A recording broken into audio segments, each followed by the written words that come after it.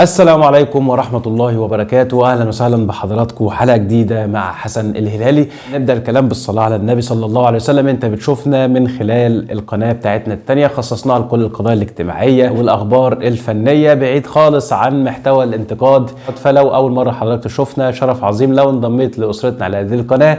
فعل زر التنبيهات علشان يوصل لك كل جديد. ما تنسوش تعملوا لايك دعما منكم للمحتوى اللي بنقدمه.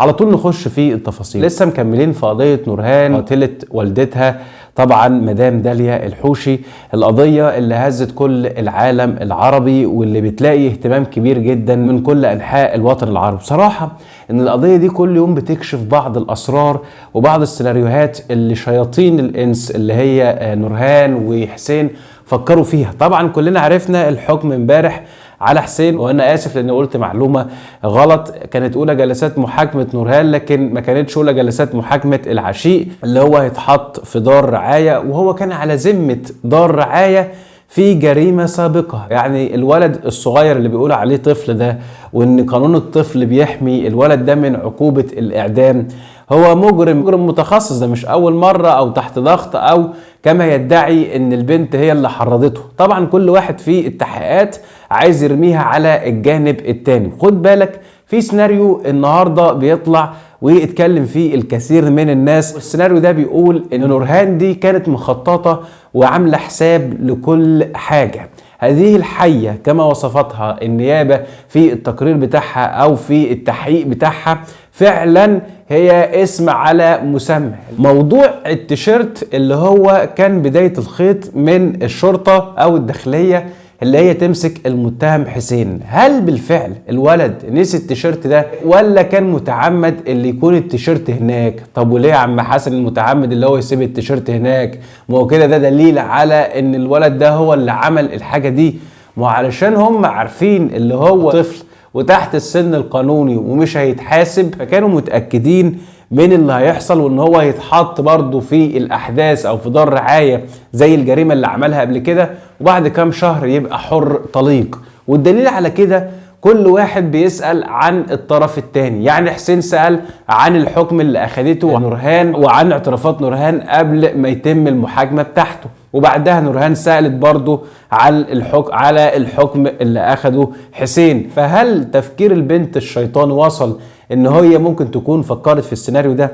الغريبة من كده ان محامي حسين عايز يطعن في الحكم لتخفيف العقوبة على الولد. انا مش عارف يعني ايه هي العقوبة الموجودة اساسا ان هو يكون في دار رعاية واعادة تأهيل، لانه اساسا ده لو ما قتلش حد ولد بالشخصية دي، مدمن مخدرات، سلوكه الغير سوي، علاقاته الغير شرعية، بلطجته، في الاخر المفروض هو يكون احد افراد المجتمع اللي هو طبعا هيكون قنبلة موقوتة في المجتمع ده. بصراحة كل ما نتكلم في الموضوع نفتح دايما على حوار قانون الطفل ونطلب من المشرعين اعادة صياغة القانون بالطريقة اللي تتماشى مع السن دلوقتي اللي بيعمل الجريمة.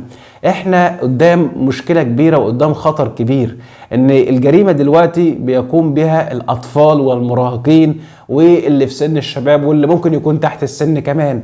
اكتر من جريمة حصلت في 2022 بتدل على ان موضوع الخطر قادم من الفئة الصغيرة دي الغير مدركة، وخاصة ان فيهم كتير من الشباب بيكون بيتعاطى المخدرات طبعا اللي بتغيب العقل، مع كل اللي موجود حوالينا من سوشيال ميديا ودراما البلطجة والشبحنة وموضوع الترند حتى ولو كان قتل والدتي او زهق روح بريئة.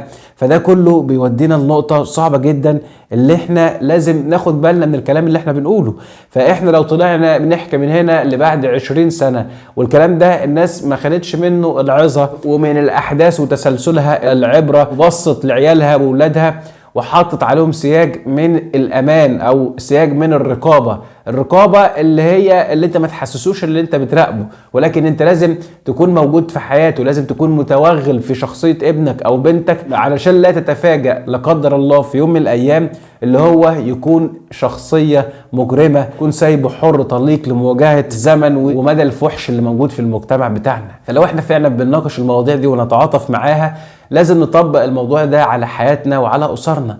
بصراحة بعض الأمور برضو الغريبة إن الولد ده كان بيتردد على البنت ويقيم معاها علاقات غير شرعية في البيت بتاعها اكتر من مرة. يعني الاب برضو والله يرحمها الام مش عايزين نتجنى ولا نتحامل على اي حد، اللي حصل حصل، ولكن متخيلين برضو ان ممكن يكون في بيت حد بيخش بيتك ويطلع وانت مش موجود تماما، يبات مع بنتك او ابنك وانت اساسا ما تعرفش عنه اي حاجة. الموضوع صعب جدا وبيبين لك مدى اللي احنا فعلا مش مركزين مع اولادنا، فعلا اللي ممكن اي حاجة تفلت من تحت ايدينا في اي وقت. طب نرجع تاني لكلامنا، كنت مستغرب جدا لطلب محامي حسين اللي هو يخفف العقوبة. الولد هيروح دار رعاية، هياكل ويشرب ويتم اعادة تأهيله، ده اساسا المفروض يعدم حتى لو هو طفل. اللي اعتاد الجريمة واللي عمل الولد ده من جرائم متكررة لا يدل خالص ان ده طفل يروح، انا اسف في اللفظ، يزني، طفل يشرب المخدرات، طفل يبقى مجرم واعتاد الجريمة، لا ده يبقى مش طفل خالص. وبعدين سن حسين ده بالمنظر اللي احنا بنشوفه ده مش 14 سنة خالص. المحامي بتاع أسرة المجني عليها الله يرحمها السيدة داليا الحوشي كان بيحاول يثبت ان الولد ده فعلا متسجل متأخر عن وقت ميلاده بسنوات كتيرة، فالولد ده مش سنه 14 سنة خالص. وكمان مرفوعة قضايا نسب على الولد ده، يعني الولد ده كمان الدنيا بتاعته متلخبطه، يعني ممكن يكون جاي سفاحا كمان من علاقه غير شرعيه. فشفت الناس اللي بتقدم على الافعال دي ممكن يكون البذور بتاعتها بتاثر ازاي على المجتمع كله، وناس ابرياء بيدفعوا الثمن. طبعا حاجه صعبه جدا بصراحه. اللي قادها من محامي حسين افندي، المحاميه بتاعت نورهان المستشاره هايدي الفضالي، الصراحه كتبت بوست طويل عريض وبتتكلم عن التعاطف الشديد مع البنت والدهشه والصدمه اللي كانت فيها اثناء المحاكمه. انتوا ما شفتوش؟ هي البنت ما كانتش بتنطق، دي مصدومه يا عيني، دي البنت اتغرر بيها واتضحك عليها من هذا الولد. طبعا شوف انت الاتفاق بقى، ما خلاص انا عند البنت، عند نورهان، انا عايز اقول لحسين هو اللي يعملها، عشان برضه حسين حتى لو رمينا عليه الدنيا خلاص هيطلع منها بعد كام شهر. بنت اتضحك عليها او اتضغط عليها او تم تهديدها علشان تساعد الولد عاشقها ده في ان هو يتخلص من مامتها، وتم تهديدها باخوها. فالموضوع يا جماعه ده لو انا هتضيع رقبتي في ده طبعا امي وابويا، ده ولا حد عاقل وحد بحب اهلي، فالواحد مش هيتاخر. ولكن هنا اللي انا لا اشاركه واساعده في قتل والدتي تحت التهديد. تحت تهديد ايه؟ فبصراحه الاثنين محامين دول بيثيروا استفزاز الناس في القضيه دي. الناس مخنوقه ومتضايقه من بشاعه المنظر والوصف بتاع الجريمه والاحداث اللي بتكشف يوم بعد الاخر، ويطلع لك الاثنين محامين كانهم عايشين في كوكب تاني، كل واحد همه ان هو يطلع الموكل بتاعه باقل الاضرار، ونسي حق الناس المغدور بيهم، نسي حق أسرة اتيتمت من الأم. بعيد عن نورهان دي بصراحة بتفكيرها ده لا تستحق الإعلان، تستحق التعذيب حتى الموت. الأطفال الصغيرين ذنبهم إيه؟ يلاقوا نفسهم أمهم ضاعت، يعيشوا من غير أم كانت بتحنو عليهم، على رأي المثل اللي من غير أم حالته تغم. طبعا ربنا يبارك في أمهاتنا يا رب العالمين ويعطيهم الصحة والعافية، وأبائنا ويرحم من توفى منهم يا رب العالمين. ولكن انا بقول لك الموضوع صعب جدا، الموضوع اللي فيه ناس جايه بتفكير من كوكب البطيخ على كوكب الارض علشان تحقق ترندات، علشان تحقق شهرة، علشان تكون موجودة على السوشيال ميديا، وتفكير بنت ما بين الصدمة وما بين برود المشاعر. فهل اللي ظهرت بيه نورهان في المحكمة كان تجمد في مشاعر البنت دي، والبنت دي ما زالت مغيبة إلى هذا التوقيت اللي احنا فيه، ولا كانت فعلا مظلومة ومش عارفة هي عملت كده ازاي؟ فكر بطريقة تسلسل واحداث الجريمة واللي كشفته النيابة من خلال التحقيقات بتاعتها.